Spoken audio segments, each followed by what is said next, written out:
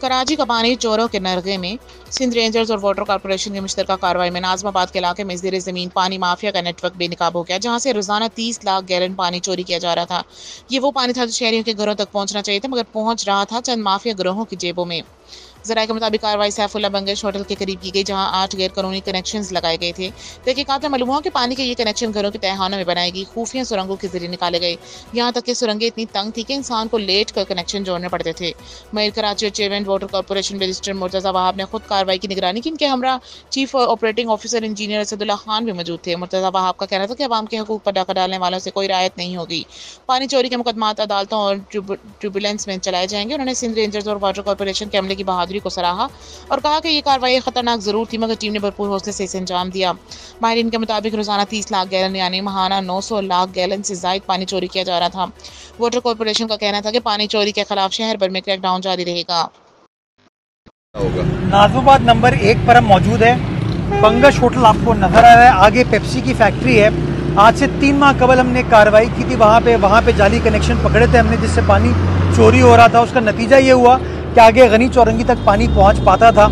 पिछले कोई 1 महीने में हमने फील किया, हमारे एक्सीएन ने रिपोर्ट किया कि पानी आगे नहीं पहुँच पा रहा, तो हमें एहसास ये हुआ कि शायद वापस कोई चोरी का कनेक्शन हुआ है।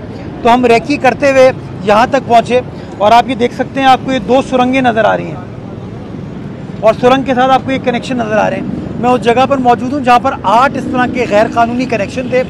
ये पीछे 200 मीटर पीछे एक घर है, उस घर के तहखाने में जाके इन्होंने ये 2 सुरंग खोदी और मैं भी सुरंग देख के आया हूँ कि इंसान उसके अंदर लेट के क्रॉल करके अंदर जाता था ताकि ये कनेक्शन कर सके। कनेक्शन आप देख सकते हैं, आपको नज़र आ रहे हैं। ये डेली तकरीबन कोई 30 लाख गैलन यानी कि 3 MGD पानी चोरी हो रहा था। कराची वालों का पानी था जो कि चोरी होके कहीं जा रहा था, लेकिन कराची वालों को भी फ़ायदा उसका नहीं था और वाटर बोर्ड को भी इसका फ़ायदा नहीं था। तो ये चोरी पकड़ी है माशाल्लाह। वाटर बोर्ड के एक्सीएन ने, हमारे एंटी थेफ्ट सेल ने, हमारी टीम ने अच्छा काम किया है।